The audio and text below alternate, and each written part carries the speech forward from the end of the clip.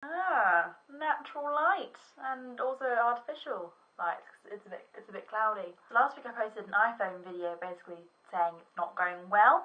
It's actually got better. So yay, that's good. And so I'm just going to elaborate and tell you the story about why my life was so not going well and now how it's going well.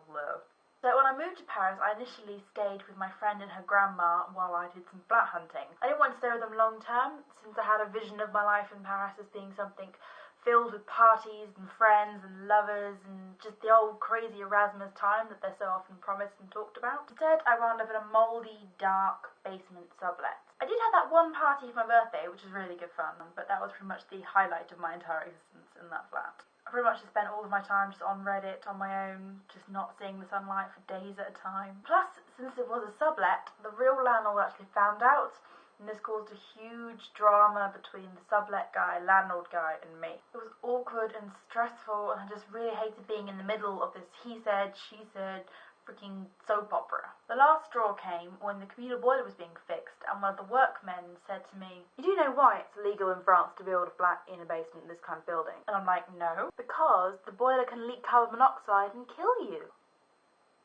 So I moved back in with my friend and her grandma for the next 6 weeks. It was one of those life handing you lemons situations. Sometimes life hands you lemons and you can make lemonade because, you know, you've got the water and sugar and you can do it, it'll be alright. My mum incidentally makes so much life lemonade out of her life lemons that she's practically life Schweppes. If life hands you lemons and they're mouldy and they're yelling down the phone at you and they're giving you carbon monoxide poisoning, then, you know, you drop the lemons and you get the fuck out. So I'm living here now. It's much nicer and cheaper, and it's clean and warm and light, and has a view of the Eiffel Tower and an oven and a shower that I can stand up in, a fridge at eye level and a dishwasher, French people I can talk to, although neither of them are home right now. The second thing I mentioned in my video was that my laptop was broken, and success! They are actually tech guys that are fixing it right now. They've given me this temporary beautiful one to use while they're fixing my own, which was completely fried, by the way. I mean, literally burnt motherboard. Oh well, I've got the Mac. And a better video camera, and a good microphone as well, and money with which to buy all of these things.